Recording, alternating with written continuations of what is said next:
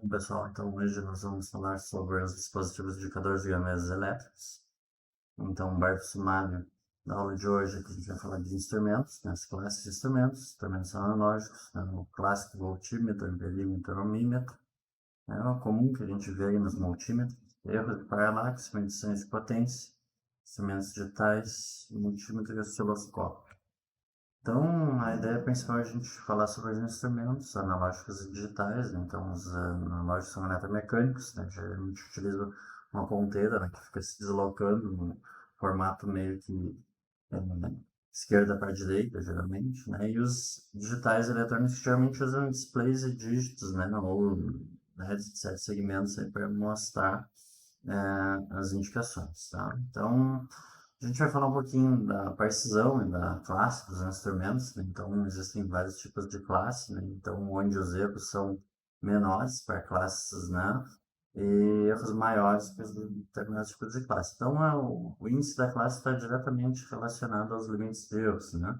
Então, os relativos erros são ao fundo de escala sempre. Então, a ideia principal é que, dependendo do tipo de multímetro aí, ou de amperímetro, ou multímetro, vocês vão ter algum erro relacionado também à resolução, relacionado à resolução, né? Então, a resolução vai também importar nesse caso aí. Então, de quanto em quanto aos starcinhos, aí as subdivisões, no caso.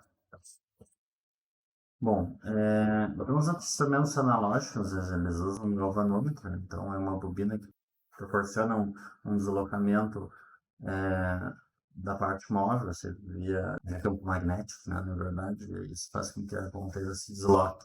Então, o voltímetro a gente realiza acrescentando resistores em série, o amperímetro a gente coloca resistores em paralelo, e o ohmímetro a gente utiliza uma pilha, né? E no ohmímetro a gente tem que medir com o circuito desligado. Então, esses componentes suas ligações são selecionadas por uma chave, né? E essa chave que permite a leitura da grandeza de interesse. Então, aqui eu mostro um pouco como é o funcionamento do galvanômetro. Então, o galvanômetro ele tem, né, um ímã ali, né, dentro da bobina, que faz com que ocorra, de acordo com a polarização da bobina, uma aproximação, um afastamento das placas, né?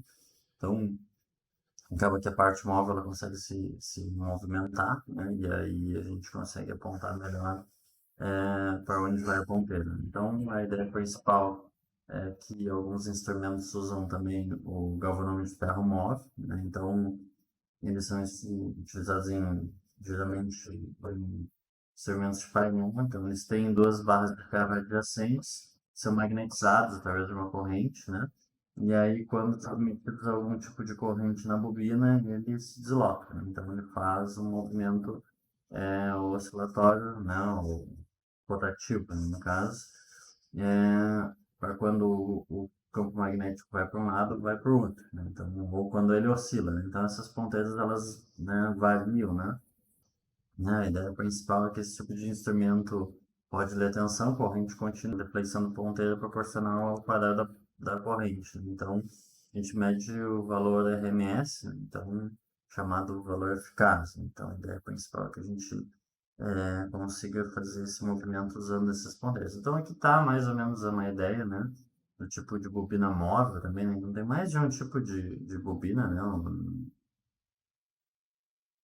Darson Val, nesse caso aí, o instrumento da bobina móvel faz com que a gente use eles na maioria dos multímetros analógicos. Então a gente cria uma força, né, daqueles pontos ali, né? A bobina vai se deslocar da esquerda para a direita aqui, né, de acordo com a corrente que entra aqui e sai por aqui. Essa passagem de corrente aqui faz com que essa bobina se polarize, né, ou aliás ela já está polarizada lá, e aí faz com que essa passagem de corrente gere um campo magnético que faz com que essa ponteira aqui se desloque, né? Então a ideia principal é essa. Então a gente tem um corpo magnético sempre, né? Então a ideia principal é que qualquer tipo de corrente que passe por aqui vai fazer com que, né, haja uma polarização, né, através dessa bobina aqui, e aí ela vai fazer com que a ponteira gire para um lado ou para o outro, tá? Então a ideia principal é essa. Então, a corrente elétrica aplicada à bobina, né, e o condutor tem interação através do campo magnético gerado pelo ímã, e a gente vai mudar a polaridade da corrente com o sentido do movimento ponteiro. Então, o instrumento é um valor médio, né? E numa rede AC, né, que é senoidal, o valor médio é zero, né? Porque ele parte senoidal positivo e parte senoidal negativo. E aí a pergunta, ele serve para medir a corrente alternante? É um pouquinho diferente, a gente vai ver oscilações, e tensão média, às vezes ele não vai ajudar muito. Então, né, apesar do galvanômetro ler apenas sinais DC, então a gente vai ter que trabalhar com versões sinais DC, no caso, ele serve para medir alguns sinais AC desde que ocorra, né, principalmente o caso de retificadores, né, onde a gente vai conseguir medir o médio, né. Então, a gente viu esse circuito na aula passada, é um circuito de meia onda, o circuito de onda completa. Então, a gente vê que, né, nos circuitos pulsados, né, aquela bobina ela vai medir, né, aproximadamente o valor médio. E aí, no caso do retificador de onda completa, o valor médio é um pouquinho mais alto, né? Então, eles não servem para medir, né, o AC, mas em circuitos com diodos eles já medem o médio, né, o valor médio. Então, esse instrumento deve salvar indica corrente em uma direção apenas, né? E aí tem um retificador ou polaridade, né? Então, se a gente colocar sem retificador, né, a gente pode acabar danificando, né? Então, uma vez que, né, esse ponteiro ele vai oscilar em torno de um valor e a mola de amortecimento deve ser utilizada, porque senão a gente pode, felizmente, fazer força no sentido contrário da mola, e se ele não tiver uma tábua ou uma mola de segurança, ele vai poder ser danificado. Então, a gente tem que ter muito cuidado, tá, no uso desses multímetros analógicos, né? Então, o que, que acaba acontecendo? O analógico pode ser usado para voltímetros também, né, pessoal? E aí o pessoal acaba tendo que utilizar aquele circuito de divisor de tensão, né? Então, são duas resistências em série, e o galvanômetro no meio aqui, né, que ele é sensível a uma determinada corrente, né? Então, a gente gostaria que o resistor interno fosse infinito aqui, né? Então, e a gente tem que acoplar uma resistência, né, que é a resistência de acordo com o que a gente quer medir. Então, esse aqui seriam as escolhas, né? Como se, eu vou medir tantos volts, tantos volts, tantos volts ou tantos volts. Então, o circuito vai fazer essa volta aqui, né?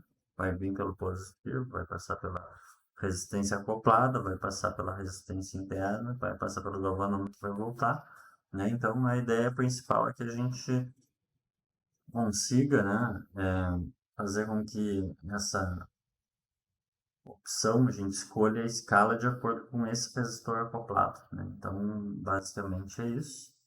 Então, é uma ligação, né, em paralelo. Então, o que acaba acontecendo, né? Eu vou calcular qual é o valor de uma determinada corrente, aqui como está, por exemplo, na lâmpada 2, aqui eu tenho que ligar o meu multímetro em paralelo, né, para saber qual é a queda de tensão nesse resistor aqui, né? Qual é a tensão que cruza esse, né, cara aqui. Então, se eu medir isso daqui para cá, né, seria o valor da fonte, daqui para cá vai ter o valor da queda que essa lâmpada vai ocorrer, daqui para cá vai ter o valor da segunda queda, né, daqui para cá. E aí, né, basicamente aqui, nessa ponteira já está ligado no terra, né, e então aqui vai ser a tensão que a gente vai. Então, a gente vai conseguir medir, né, basicamente, quais são os valores. Como eu falei, né? Então tem uma entrada, vai ter uma seleção, né? A gente sabe lá que o nosso multímetro eles têm seletores, né? Então a gente vai acoplar uma resistência ou a outra, ou a outra, ou todas, né? Então aqui nesse caso são todas somadas nesse tipo de circuito. Nesse tipo de circuito não são todas, é só que selecionou mais a resistência interna, o galvanômetro, né? E nesse tipo aqui também, né? Tem que a gente calcular, a ideia é a gente conseguir calcular essa resistência que tem que pôr para a gente descobrir o quanto que a gente quer medir, né, na força eletromotores. Então, a ideia principal é essa, todo instrumento tem uma resistência interna, né, devido à acoplação de bobinas, né, e também ao corpo ferromagnético ali, o ímã, etc. Então, a gente acaba tendo que calcular essa queda de tensão por lei de Ohm, né? Então, a ideia principal é usar a fórmula do divisor de tensão, não tem problema nenhum. E aí a gente consegue, né, ter que para fazer esse cálculo tem que ter o valor da resistência interna. Então, a gente tem que saber mais ou menos aproximado qual é a resistência do multímetro, né? Então, a ideia principal é que a gente possa fazer isso. E aí a gente vai ver o deslocamento do ponteiro, a sensibilidade do instrumento de acordo com o inverso da corrente de fundo de escala. Então, na prática, né, na parte frontal dos instrumentos existe uma indicação de quantos ohms por volt, né, nas quais as funcionalidades, né, de acordo com a corrente da força eletromotriz. Então, o que acabou acontecendo? A gente tem, né, uma ideia desse calculado, mas R interno e tem que acoplar uma resistência para poder medir de acordo com o que a gente quer, né? Então, a ideia principal é usar a forma aqui da divisor de tensão, né? Então, a gente tem uma resistência, e aí a gente tem a resistência interna, a corrente máxima que vai poder ser e a tensão que a gente quer medir, né? E aí a gente calcula qual é o valor dessa resistência que tem que acoplar. Então, né, como eu falei, né, a gente tem que analisar, né, os voltímetros de acordo com as sensibilidades, então a gente, né, vai ter que acabar analisando qual é a resistência interna, né, caso a gente saiba qual é a tensão que a gente quer medir, né? Ou caso a gente tenha sensibilidades, né? Tantos ohms por volt, né? A gente tem como, através dessa fórmula aí, calcular a resistência interna, tá? Então, a ideia principal é essa, né? Então, façam esse exercício aí, tá? Tem que identificar. Vamos para o amperímetro. Então, o amperímetro é supostamente a mesma coisa, né? Só que em vez da resistência ser em série, como era no circuito aqui, né? Da série com o RI, né? A gente vai fazer um circuito em paralelo, né? Então, a gente tem um RM aqui, né? Resistência interna e o galvanômetro, e a gente vai ter um seletor que seleciona um desses resistores aqui para ficar ligado em paralelo. Então, aqui a lei de Ohm também funciona da mesma coisa, da mesma forma, né? Só que a gente tem que fazer, em vez de fazer o circuito de divisão de tensão, a gente tem que fazer o circuito do resistor equivalente em paralelo, né? Então, a gente tem que fazer, né, 1 sobre R total igual a 1 sobre esse aqui, mais 1 sobre esse aqui. Então, a gente vai saber, né, qual é o resistor equivalente aqui, para ter uma ideia. Então, vai ter né, a gente vai ter que fazer análise de malha, então vai ter uma malha aqui, passando por esse resistor, e uma segunda malha aqui, passando por esse resistor. E aí, o que acaba acontecendo? A corrente se divide, né?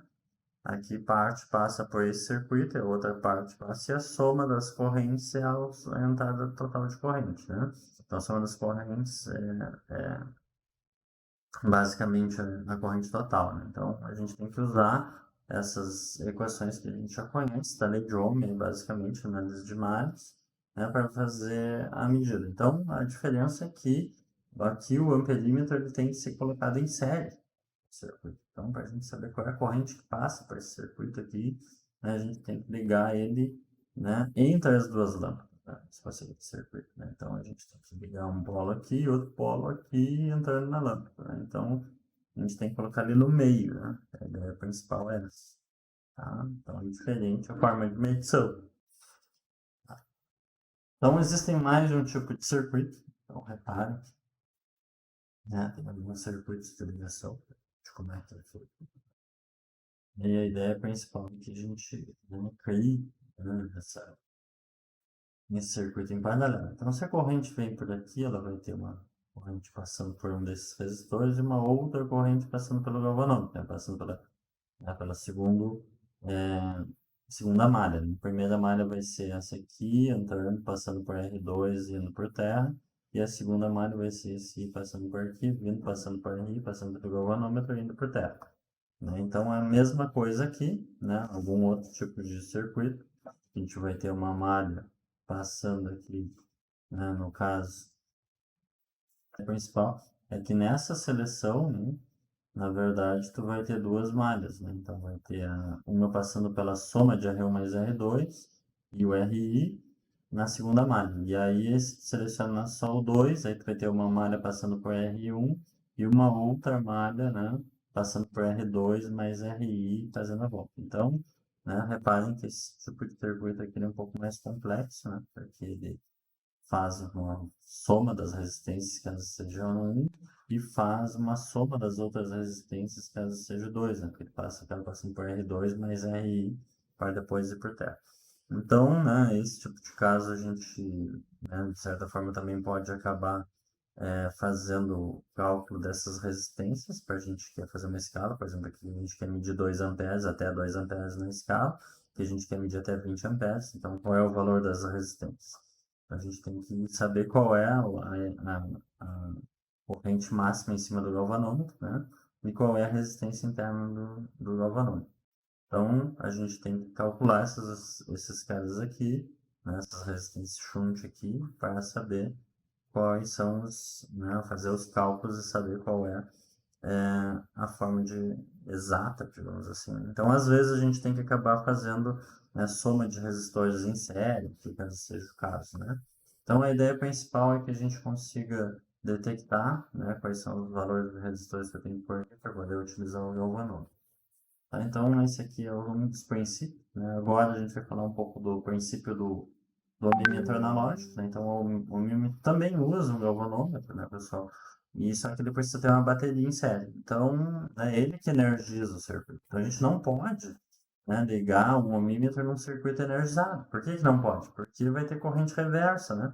E essa corrente reversa vai atrapalhar as medições, vai fazer com que o ponteiro se mexa, podendo até ocorrer aquele problema, né, de que o ponteiro vai tentar se deslocar no sentido inverso, e se não tiver trava de segurança, ou mola de amortecimento, ele vai poder quebrar o ponteiro, estragar o equipamento. Então, não pode fazer isso aí. Então, e também, né, a gente tenta sempre analisar o zero do instrumento, né, podendo fazer um curto entre as duas ponteiras. Supostamente, né, entre as duas ponteiras, mesmo havendo uma resistência, o, o ohmímetro ele é calibrado, né, para que nesse curto ele apresente zero, né? Então, a ideia principal é que a gente verifique, mas na hora de fazer esse curto, por favor, não façam curto passando por vocês mesmos, ou não façam curto de ajuste passando, né, tocando com os dedos junto, porque vocês vão acabar adicionando resistências parasitas.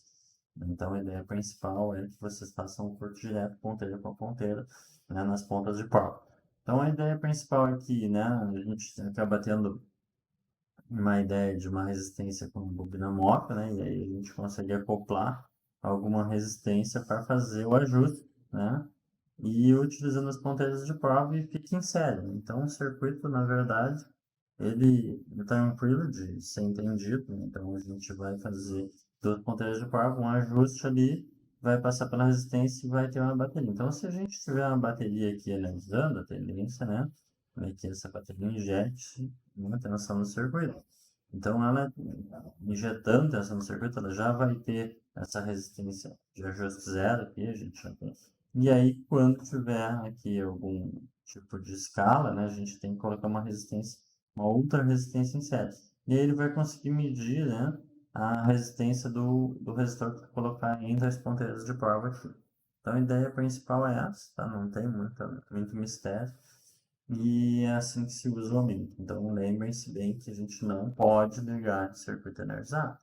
Então, aqui começa mais ou menos a ideia, né? Então, a gente quer medir a resistência X aqui, tem as duas ponteiras, nossa resistência interna é 15 ohms e o nosso galvanômetro aqui ele opera até 1 miliampere, né? Então, a gente tem que conseguir fazer a ideia principal, né? Então, a gente tem que ter essa bateria aqui, e essa bateria vai fazer circular, né, corrente nesse sentido, né, do mais por menos, né? Então, a ideia principal é que vai ser a soma dessa RI mais essa RX e vai vir para cá. Então, a ideia principal é que a gente consiga medir. Então, aqui está um exemplo onde a gente tem seletores, né? A gente quer fazer, né, 10 vezes, 100 vezes ou uma vez, né? Então, a ideia aqui é o zero, né? Então, a gente coloca ponteira de prova aqui, outra aqui em média, uma ponteira aqui, outra aqui em média, né? E aí o circuito vai passar, né, por aqui, vai fazer esse sentido aqui. Então, ele vai passar pela ponteira e vai por zero. Então, a ideia principal, né, é que a gente faça, né, uma medição passando pelo galvanômetro aqui e passando pela resistência acoplada. E é a mesma coisa. Então, aqui a gente passa por aqui e vem para cá. Né? Então, a ideia principal é fazer uma volta de acordo com que feche o circuito, né, desse formato aqui, né, e a gente consiga medir. Então, são acoplados alguns resistores aqui, né, o circuito é um pouquinho diferente. Então, a ideia principal é que a gente possa fazer seletores, né, então, aqui dado um exemplo de exercício, né, então, se eu tenho um galvanômetro de 1 mA, né, com a resistência interna de 60 ohms, eu desejo medir 220 ohms, qual o valor de R que se deve colocar na resistência em série? Calcule os valores das resistências dos voltímetros. Então, a ideia principal é mais ou menos essa. Se eu quiser medir 1000 volts, qual é a resistência aqui? Se eu quiser medir 500 volts, qual é a resistência aqui? Se eu quiser medir 100 volts, qual é a resistência aqui? Se eu medir 100 e assim por diante. Então, a ideia é que vai fazer exatamente aquela mesma coisa aqui, né? Então, essa mesma volta aqui. Então, a ideia principal é essa, usar os seletores. Né? Nos nossos equipamentos existem seletores. O amperímetro ele utiliza o mesmo galvanômetro, né? Então, a gente vai fazer a ligação em paralelo, lembre-se disso, né? Então, o galvanômetro tem que estar em paralelo com a resistência que a gente cria duas malhas, né? E aí a ideia principal, né, que eu quero que vocês calculem, né, a resistência R aqui, né, para fazer uma medida de até 8 amperes aqui passando. Então, mesma coisa, vai ter que usar um esquema de cálculo, né, usando resistores em paralelo. Então, aqui vai ter um outro exercício que eu quero que vocês façam, né, e calculem as medidas para uma série de correntes, né, então uma corrente menor, uma corrente maior e assim por diante, vai até 65 amperes. E aí, qual o valor dessas resistências? Né? Então, tem que calcular, fazendo um esquema, né, de resistor em paralelo aqui, análise das duas malhas, tá? Então, isso aí é bom também que vocês já vão treinando as lembranças de eletrônica de vocês, né? Então, como eu falei, essa disciplina ela usa um pouco da parte de circuitos elétricos, tá? Então, é importante que vocês tenham uma ideia básica, né? Nem que seja de física 3 aí para resistores em série em paralelo. Então, aqui é a mesma coisa, né? Então, se for esse o circuito, né? Como é que fica esse seletor para escolher como é que ele quer medir? Então, vai passar por essas duas, vai fazer, né, daqui para cá e o outro anel de cá para lá, né? Então, a ideia principal é essa. Então, um anel passa por aqui e vem para cá, né? E o outro anel, né, passa daqui e para cá. Então, né, tem todos esses poréns, né? Se torna mais complexo esse tipo de amperímetro nesse circuito, né? Então, a corrente entra por aqui, faz a volta em R1 e RI é um dos... E o outro anel é R2 mais R3 mais R4, né? Então, aqui, nesse outro caso, né, a corrente entra por aqui, faz um anel aqui, né? R3 mais R4, e o segundo anel R2 mais R1 mais RI, fazendo a volta aqui. Então, a gente tem sempre esses dois anéis, né, que analisar, né, essas duas, digamos assim, essas duas malhas, né, para analisar. Aqui, no caso dos 10 amperes, vai ter uma malha que é superior, que é só, né, passando por R4, a outra é R3 mais R2 mais R1 mais RI voltando por terra. Então, a gente, né, como viu aqui, tem várias formas de ajuste, né? Então, um ajuste mais simples passa por RI e vem direto por terra, e depois a soma de todas elas vai por terra. A outra é a soma desses dois, e é na parte de um dos anéis, e da outra parte do anel é essa aqui. A outra é a soma do R2 mais RI, e a outra o outro anel é R3 mais R4. A 10 amperes aqui, então a gente tem 10 amperes passando por R3, por R2, por R1 e por RI indo por terra, e o outro malha é R4 indo por terra. Então a gente tem que analisar todas essas malhas. Reparem que esse exercício é mais difícil que esse aqui, tá? É mais difícil. Esse circuito aqui é mais simples, esse circuito aqui envolve, né, a análise de resistores em série e em paralelo, tá? Você tem que fazer as duas análises de malha. Aqui é só análise de malha em paralelo, tá? Não tem muita dificuldade. Bom, então a gente também, né, pessoal, devido à nossa visão e ao ponto de vista que a gente olha, né, a gente pode causar um erro de paralaxe. Então, esse é um erro de observação, né? Então, a gente tem, né, a ponta do ponteiro apontando, né, na escala, e a escala está no fundo, geralmente é plana, né? A gente tem que identificar, né, qual é a posição que está, né? E a gente pode errar, né? Então, esses multímetros analógicos, base de galvanômetro, né, a gente pode acabar causando leitura incorreta, né? Que é um erro grosseiro, né? Então, a gente tem que estar sempre olhando de frente, digamos, por instrumento, para a gente ter uma leitura mais correta, né? Então, o pessoal acaba usando alguns espelhos no fundo de escala, né, para ajudar, uns espelhinhos meio côncavos, assim, né, para ajudar a gente a observar e não ocorrer esse tipo de erro, né? Mas não são todos os instrumentos que têm isso aí, né, os instrumentos analógicos. Então, esses instrumentos, eles são mais simples, né, pessoal, mais antigos também, geralmente, mas eles ainda estão no mercado disponíveis. Então, a gente pode também fazer medição de potência, né? E a medição de potência, a gente acaba usando um watímetro, né, que é um instrumento capaz de realizar a medida de potência, é, ou seja, potência útil de uma carga, né? Então, a gente tem cargas resistivas, indutivas e capacitivas, né, nos circuitos alternados. E aí isso tem, né, também acaba gerando, né, o nosso fator de potência. O fator de potência nas redes aí gira em torno de 0,92, né? Então, a ideia principal é que a gente mantenha isso para ter uma qualidade de energia alternada aí nas nossas residências. Então, sempre que tiver muito indutor, né, o pessoal bota uma carga, né, que é uma carga positiva, de indutância positiva, a gente bota, né, um capacitor capacitor, que é uma carga de reatância negativa para compensar e somar os fasores, né, e não ter esse problema. Então, a gente vai mostrar agora, né, a ideia, né? Só que a gente, quando tem fatores de potência muito baixos, né? Ou seja, muito perto de um ângulo de 90 graus, né? A gente pode ter uma corrente muito grande. Então, a ideia principal é isso. A gente vai ver uma ideia aqui, né, de como é que funciona. Existem algumas diferenças na medição em circuitos DC e AC. Né? No primeiro, um produto simples do valor de tensão pelo valor de corrente fornece a potência elétrica consumida por uma carga, né? E basicamente uma ou mais fontes. No entanto, enquanto o circuito alternado precisa levar em conta, a fase de tensão e corrente.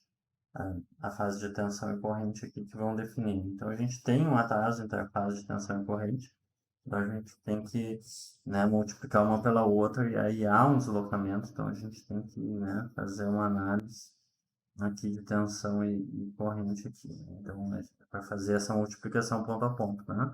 Então, o que que acaba acontecendo, né? A gente geralmente tem um ângulo de 90 graus, né, entre a tensão e a corrente. Então, o que acaba acontecendo? Aqui a gente estava falando, né, da medição de potência, onde a gente tem o fator de potência. Então, aqui é o cosseno φ ali que a gente está falando, né? Então, o fator de potência basicamente é definido por isso. Então, a gente tem as potências resistivas aqui, né? Onde basicamente tensão vezes corrente, a gente tem, né, as potências indutivas aqui, né? Ou seja, reativas. É como a gente chama. As reatâncias, elas podem ser, né, devido às bobinas ou motores, né, que são bobinados, e ou capacitores, né, capacitâncias que existem no nosso circuito eletrônico. Então, a ideia principal é que essa potência reativa, a quantidade de potência reativa, né, armazenada nos nossos indutores ou capacitores, é dada de acordo, né, com, né, nesse eixo aqui. Então, a gente tem, né, a potência aparente total aqui como sendo, né, a soma vetorial esses dois tipos de potência aqui, né? Então, essa aqui é a potência aparente, né? Então, a ideia é que a gente, né, vai conseguir fazer uma análise aqui, ó, né, na multiplicação das duas para ter uma análise do que é a potência, né, no caso, né? Então, né, a gente vai ter a potência real, a potência reativa, e aí a gente vai ter que fazer uma soma vetorial aqui de acordo com o ângulo do fator de potência, né? Então, a ideia principal é que o fluxo de energia de uma instância, no sentido, variando o valor em mínimo de zero e um dos valores máximos duas vezes em cada ciclo, né? Os capacitores indutores também são conhecidos como elementos de armazenagem de energia. Então, né, armazena energia no modo campo elétrico e o outro na energia no modo magnético, né? Nossas bobinas é campo magnético, nossas placas de capacitor são campo elétrico. Então, a principal diferença desses dois elementos, né, é que o resistor é quem dissipa energia, né, enquanto os outros eles só armazenam. Então, dessa forma, o circuito é excitado por uma fonte e varia a polaridade dos elementos, né, carrega ou descarrega de acordo com os elementos, né, LC. Então, a gente tem que fazer uma análise, né, para fazer o cálculo dessa potência aí. Então, aqui mostra, né, algumas formas de facilitar a ligação do voltímetro, né? Então, dois instrumentos separados, como se fosse um voltímetro, né, através das bobinas de tensão e um amperímetro, né, as bobinas de corrente. E a primeira tem que ser ligada em paralelo com a segunda, né, e a ideia principal é que depois a gente, né, faça como se fosse uma multiplicação. Então, observe que o watímetro, né, é um voltímetro e um amperímetro, né, e você vai poder acabar medindo o ângulo de defasagem entre isso. Então, a gente poderia também medir, né, a potência fazendo, né, tendo dois instrumentos, ou tendo um instrumento que mede a tensão e outro que mede a corrente. A ideia principal é essa também. Mas a gente também, se souber, né, qual é o fator de potência, né, e o ângulo e quais são as cargas reativas e indutivas, a gente consegue fazer uma análise de tensão. Agora, falando já, mudando um pouco, saindo dos analógicos e entrando nos multímetros digitais, né, então, o que acaba acabando acontecendo? A gente vê que aqui a gente tem os seletores, esse aqui é o mais simples aí, que vocês vão achar por 20, 30 reais, né? Então, aqui tem as medições de corrente contínua, aqui as de corrente alternada, aqui onde tu desliga ele, aqui tu consegue medir, né, as correntes, e aqui, né, o ohmímetro. Então, dentro do multiteste, né, pessoal, a gente tem corrente, tensão alternada, né, a medição de tensão elétrica alternada, medição de tensão elétrica contínua, a gente tem aqui também o ohmímetro, aqui a gente tem o amperímetro, né, um amperímetro, né, de mais alta corrente aqui, geralmente tem que acabar mudando a ponteira de cobre aqui para fechar um circuito mais potente. A gente tem ainda a análise de diodo, né, ou seja, quando é que está fazendo, por que lado está circulando a tensão, né, e aqui a gente tem o curto, né, então a gente pode medir sonoramente um curto. Então, esses multímetros, eles têm uma bateria interna, né, para poder fazer essa função aqui de medir as resistências, medir o em ohms, aqui as resistências. Então, esses medidores, né, eles são mais interessantes quando estamos interessados em transientes, né? Então, os digitais, eles acabam utilizando o conversor AD, né? E possuem uma flexibilidade, né? Então, ou seja, os medidores são integrados, né? Então, a gente consegue ter testadores de diodo, transistores, medidores de capacitância, temperatura em torno. Então, às vezes, né, esse aqui não é um exemplo, né? Mas, por exemplo, o multímetro que eu tenho da Minipa, ele tem medidor de temperatura, de capacitância, tá? E também testadores de diodos, né? Transistor, o que eu tenho, não tem, né? Mas tem alguns que têm testador de transistor também. Então, repare, né, que os instrumentos que a gente encontra no mercado aí tem uma série de funcionalidades, né? Então, esses multímetros digitais, né, pessoal, eles geralmente, né, tem um conjunto de dígitos, né? Então, esses instrumentos são capazes de mostrar grandezas, né, com 3 dígitos, por exemplo, né? E alguns, por exemplo, chegam a mostrar a escala de 0 a 1999, ou seja, 2.000 contagens, né? Nesse caso, a gente diz que o instrumento é de 3 dígitos e meio. Então, se o fundo de escala fosse, né, 19.999, ou seja, de 0 a 19, a gente tem 20.000 contagens, então a gente diz que o circuito, né, é 4 dígitos e meio. Então, a ideia principal é essa. Esses instrumentos, né, têm fundos de escala de unidade relacionada a 2, né, ou seja, 20, 200, 2, 20, 200 e assim por diante, né, 2.000, se fosse o caso. E existem os instrumentos, né, que ao invés de possuir fundo de escala 2, geralmente é 4, né? Então acaba sendo, né, 4 e 3 quartos, e aí é assim que a gente fala, né? Então, ou tantos dígitos e 3 quartos, né? Então, quando tem 40 mil contagens, né? Quando é relacionado a 4, então a gente diz que é 3 quartos. Também tem instrumentos que a contagem é até 50 mil, né? Então, ou 5 mil e assim por diante, depende da escala, né? Então a gente acaba dizendo, né, que a gente tem 4 dígitos e 4 quintos. E existem também os que vão até 60 mil, e a gente diz 5 sextos, tá? Então a ideia principal é isso aí.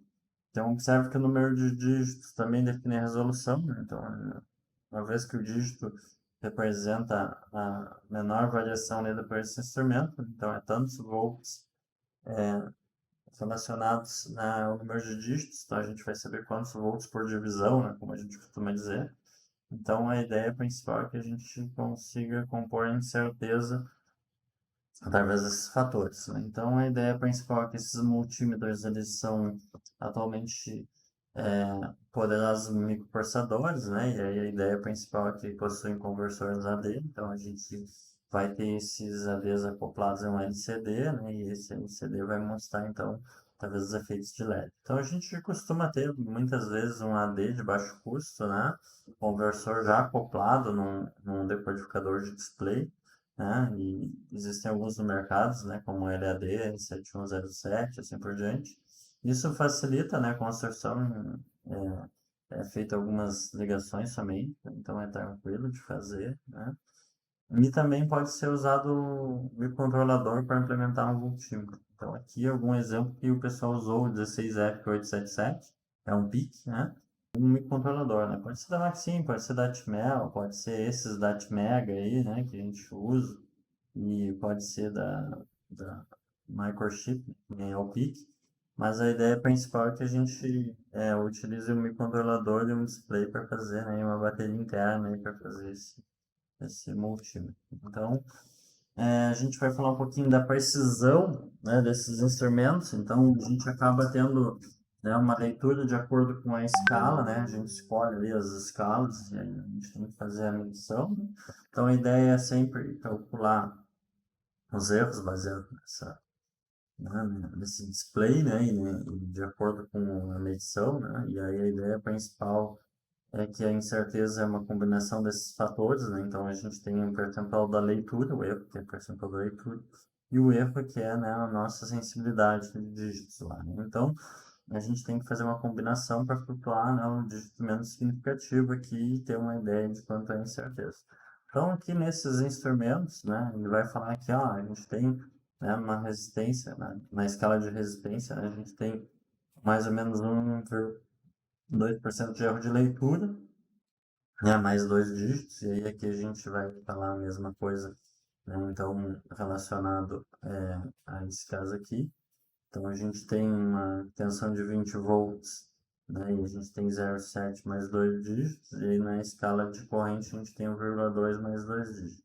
Então, o que que significa isso, né? Então, a gente tem que fazer um cálculo de acordo com, né, com as ideias que nos passam, né? Sendo que, né, os n dígitos significam a variação, as unidades significativas mais à direita. Então, se a gente tem, né, 200 na escala de ohmímetros, né, e o ohmímetro está medindo 100, né, o visor desse instrumento mostra 100. Então, a gente tem que pensar nesse seguinte caso, né? Então, se eu tenho 100 lido, né, na leitura e eu tenho que fazer 1,2%, né?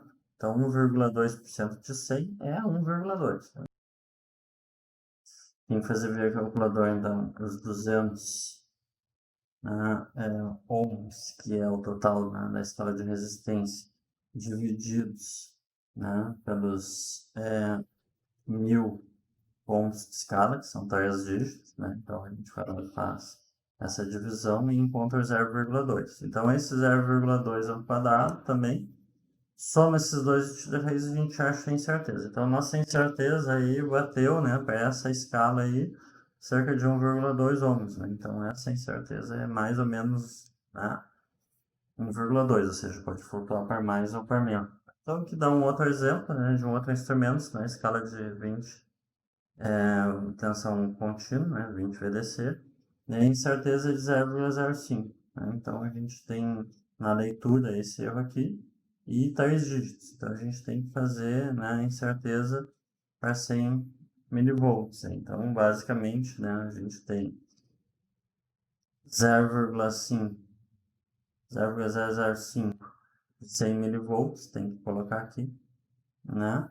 Tem que fazer a escala de 20 divididos por 3 dígitos, que é 1000, também vai dar 0,02. Né? Somar os dois, tirar a raiz e vai ter a ideia de quantos milivolts aqui a gente vai ter, né? Nesse caso aí. Então a ideia principal é essa. Então a gente vai ter que fazer esse tipo de cálculo sempre, tá, pessoal? E a ideia principal é mais ou menos essa, né? Achar um erro combinado, achar né? O importante também é a gente sempre olhar, né?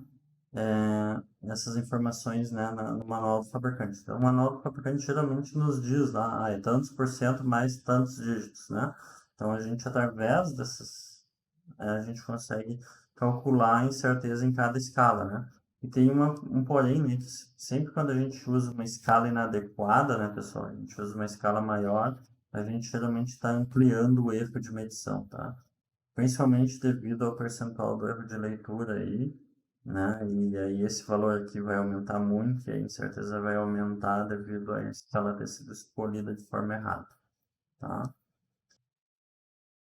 Um pouco sobre o osciloscópio analógico, né? O osciloscópio analógico basicamente funciona com TCF, né? Ou seja, um emissor de elétrons, né?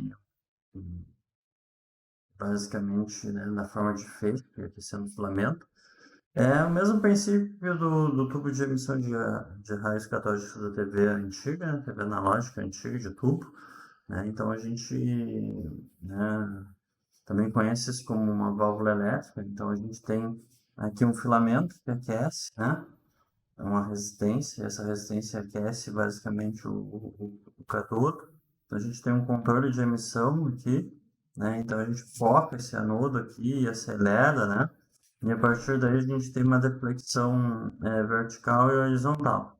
E aí esse elétron, né, vai ser direcionado para bater na tela na posição que a gente quer, né? E esse display de fósforo aqui faz com que, né, a gente consiga marcar, né, na tela a posição de elétron baixa, né? Então a ideia principal é que a gente alimenta com tensão baixa, né, esse filamento e ele basicamente aquece o cátodo. Aí o cátodo é responsável pela emissão de elétrons. E aí tem um cilindro metálico com os óculos ali de aquecimento, excitando, né, por diferença de potencial negativo, e aí a gente cria, né, uma fonte de emissão de elétrons, né, formato de feixe. Então, né, tem uma grade de controle, e essa grade de controle tem a função de regular a passagem de elétrons, né, do cátodo para o anodo, né, e consiste num cilindro circular com um orifício circular, né, que possui o mesmo potencial que o anodo, né, e é controlado quando ocorre variação, né, aumentando o brilho e o feixe visto na tela, né, quando é dessa forma regulado, né, então a gente acaba consegue, né, selecionar ali o brilho, né, a intensidade que bate na tela, né. Então a ideia principal é que o anodo, né, de foco e o anodo de aceleração são elementos de forma cilíndrica, né, são pequenos orifícios que contêm alto potencial positivo em relação ao cátodo, né. Então dessa forma o feixe de elétrons é acelerado, né, mantido coeso, né, e nessa etapa também é conhecida como uma lente eletrônica, ou seja, que aplica o feixe de elétrons no processamento semelhante ao fenômeno que ocorre numa lente ótica, né. Então a ideia principal é que lá, pelo outro lado, a gente tem as placas de deflexão, né, horizontal e vertical, né, para ajustar os dispositivos de movimentação do feixe de elétrons, né. Essas placas formam possível excursão para mais ou para menos, dependendo do tipo, né, do osciloscópio, para que a gente possa ter o deslocamento na tela. Então, o nosso osciloscópio, né, na verdade, ele tem placas de deflexão, né, para que a gente consiga deslocar no x e y, né? E a ideia principal é que a tela é de fósforo, né, ou seja, a gente vê fosforescente, né, o dispositivo, e a gente vê, né, o transiente, né, da onde para onde está andando essa oscilação. Então, a ideia principal é que a gente construa um circuito capaz de executar essa excursão, né, Na verdade, isso já vem pronto para a gente, né? A gente só utiliza, né? Mas a ideia principal é que a gente faça um movimento ou da esquerda para a direita, né? Ou de cima para baixo, fazendo o zigue-zague aqui, né? Ou daqui para cá, ou, né? No outro sentido da diagonal e indo para baixo, ou nessa diagonal indo para cima e fazendo toda essa oscilação. Então, a ideia principal é que a gente consiga fazer, né, a excursão desse feixe de elétrons, e ela é dividida em N divisões, geralmente são 8, né? 8 na vertical, 8 na horizontal, e a gente geralmente tem mais de um tipo de ponteiro, né, dentro do osciloscópio. Então, a gente pode ter mais de um feixe de elétrons também se movimentando ao mesmo tempo. Então, a ideia é que a base do tempo ela pode ser controlada, né, e a amplitude do osciloscópio também. Tem um circuito eletrônico que ajuda, né, ajusta essas placas aqui, faz com que elas oscilem mais ou menos. Então a gente vai ter essas, né, volts por divisão de tempo aqui, né? Então, como eu falei, né, geralmente são 8 por 8, né? Então aqui tem o tempo, tem a tensão, né? E aí a gente vai ver o formato da onda, né? Então esses elétrons eles vão andar lá, né? Eles vão fazer um movimento, se ele for de cima para baixo, aí depende, né? Se ele vai atualizar a tela assim, se ele vai atualizar a tela assim, né? Então geralmente é assim ou assim, né? Os que mais utilizamos, né?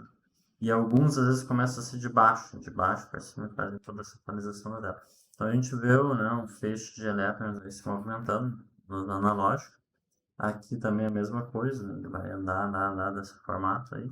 E a gente tem alguns ajustes aqui, né, de escala, né, de volts por divisão, né, de tempo, né, ajuste de frequência, que é oscilar mais, oscilar menos, né, e assim por diante, né? Então a gente vai conseguir ajustar o formato da onda aqui nesse display. Então, a ideia é que esses osciloscópios analógicos eles geralmente já estão sendo, na grande maioria, né, substituídos pelos osciloscópios digitais. Então, não tem um princípio de sinal bastante diferente do analógico, né? Os sinais são mostrados e adquiridos por um sistema de aquisição de dados que trabalha em alta velocidade, ou seja, a gente tem um AD aí de alta, assim, taxa de amostragem, então tem que fazer muitos samples por segundo, né, muitas amostras por segundo, né, gigasamples por segundo, aí os mais novos aí fazem 5, né, ou 25 gigasamples por segundo, né, e aí a gente consegue, pode usar ainda o TRC ou não, né. Então, em alguns casos ainda usam TRC, né, os mais antigos, mas os mais novos todos geralmente já usam LCD, né.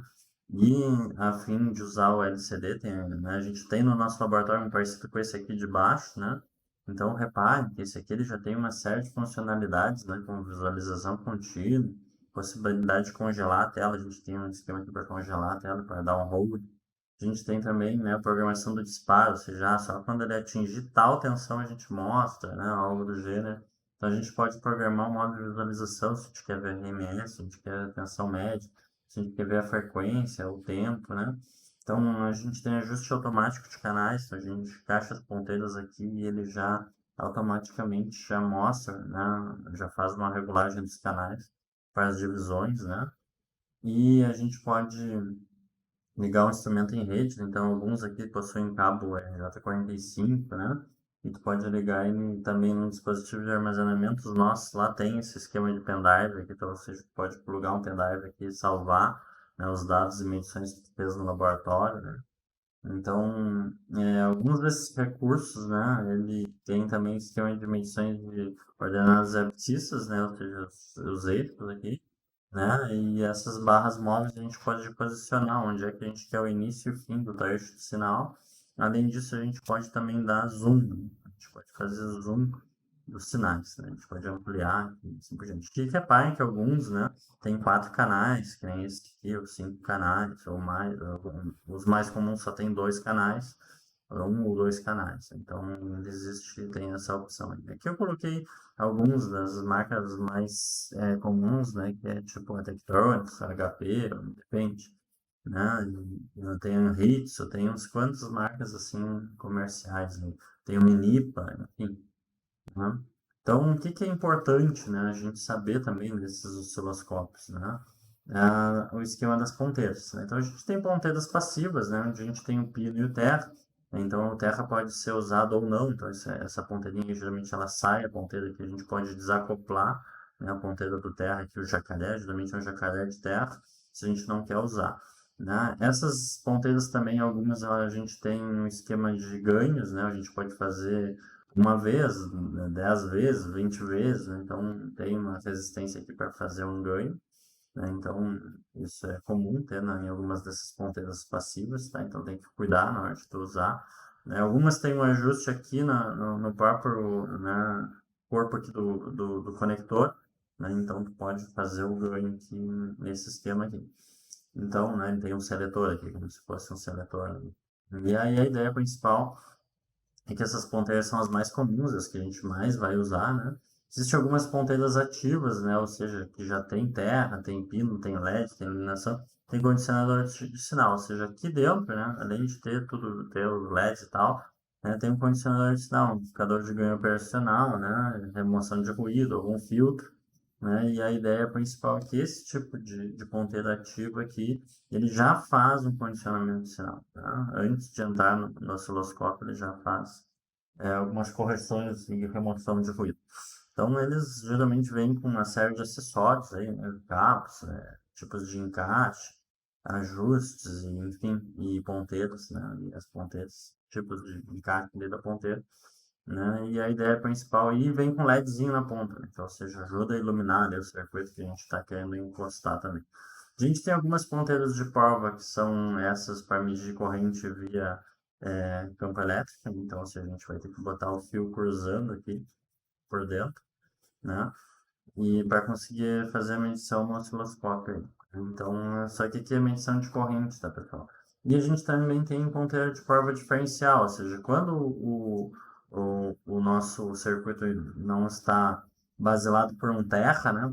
A gente tem uma tensão diferencial entre, por exemplo, uma fase e outra, né? Ou seja, na verdade, a gente quer medir a diferença de potencial entre uma coisa e outra, e a gente está num circuito que não tem acesso fácil ao aterramento, né? Então a ideia principal é que a gente pode medir usando esse tipo de ponteira de prova diferencial.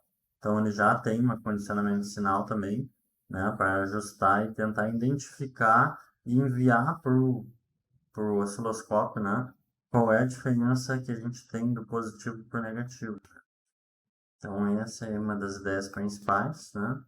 A aula de hoje era basicamente isso, né? Eu quero que vocês preencham a presença, na relatório de presença aí, e a gente vai falar um pouco mais sobre os experimentos que a gente tem que fazer numa aula em breve, tá? Vou enviar para vocês pelo Moodle uma aula que, né, explica o que eu quero que vocês façam, o projeto de experimentos